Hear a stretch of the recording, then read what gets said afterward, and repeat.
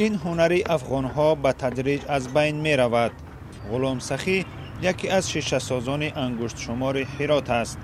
از 7 سالگیش به این هنر مشغول بود. شاید 200 سال از وقت از اونا بشه که بریم ما خوش با ما رسیده. دیگه پدر کلان ما بوده و پدر کلان از اونا بوده و پدر ما بوده. باز خوش با ما مونده ای کس. هنمیته دیگه اما لکن جریان داره، شاید به بچه ما بمونه، شاید به نوسا ما بمونه. شهر باستانی هرات در راه ابریشم جایگیر بود. تاریخ و هنر مردمی آن مورد توجه سیاحان خارجی است. لیکن از ترس جنگ و ناآرامی در افغانستان به اینجا کم می آیند. با کسی شیشه نمی رسید، از بس که توریست می آمد. هر روز 302 100 نفر 90 نفر توریست به هرات می آمد.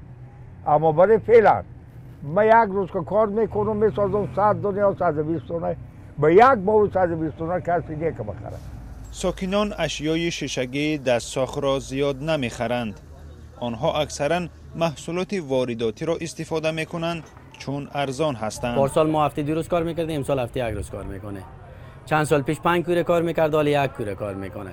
چرا از بین رفتن از این اگه دولت همکاری نکنه و یک هماهنگی نکنه خود ما چرا این 2 نفر به خلق زنده هم باشن شاید از بین بره. حبیب الله پسر سخی هرچند این هنر را آموخته است لیکن تاکسی میراند. سخی میترسد که هنر ملی از بین میرود. اگه این کسب همیشه پیش بره خب فکر نکنم که بچه ما میاد گیره. چرا که کسی که علاقمند نباشه، کشوری که جنگ باشه، توریستی جرأت نکنه بیایه، خارجی جرأت نکنه بیایه. خود افغانان خوب میفهمیم که وضع اقتصاد اینا خیلی خرابه. عائله سخی تلاش دارد هنری که از عمق عصرها آمده است زنده نگه دارد.